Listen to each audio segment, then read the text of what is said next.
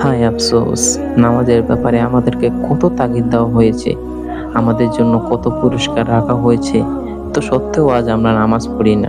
নফসের ধোঁকায় পড়ে নামাজ থেকে সরে যাচ্ছি। আমরা সবাই জান্নাত কামনা করি, অথচ জান্নাতে যাওয়ার আমল করি না।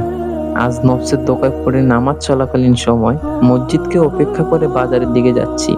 পারবো কি সেদিন এভাবে জান্নাতকে উপেক্ষা করে জাহান্নামের দিকে যেতে? না, পারবো না। তাহলে কেন আজ নফসের গোলামি করে নিজেকে এভাবে ধ্বংসের দিকে ঠেলে দিচ্ছি? মনে রাখবেন, নফসকে ঠিক করা অবধি আমাদের নামাজে খুশু-খুজু আসবে না, নামাজে মন বসবে না, নামাজে ভালো লাগা তৈরি হবে না। নফসে আম্মারা তো বিষধর খাল সাপ, এটাকে সাথে নিয়ে ঘুরে বেড়ালে আপনি তো সর্বদাই ঝুঁকির মধ্যে থাকবেন। মানুষ নফসের ধোঁকায় কত সহজেই ফিতনার দিকে আটকে যাচ্ছে, কত সহজেই বিপথগামী হয়ে যাচ্ছে, কত কি সহজেই নফসের গোলামি করে শয়তানকে সান্ত্বনা দিচ্ছে। এই সব কিছু থেকে বেরিয়ে আসার জন্য নামাজ খুব কার্যকরী। নামাজ সমস্ত অশক্তির এক অনন্য মেডিসিন। নামাজ সরাসরি আল্লাহ তাআলার সাথে সম্পর্ক স্থাপন করে।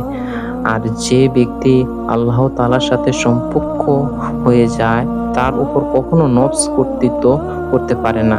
যে ব্যক্তি নামাজের মাধ্যমে তার রবকে পেয়ে যায়, সে কখনো নফসের গোলামি করতে পারে না।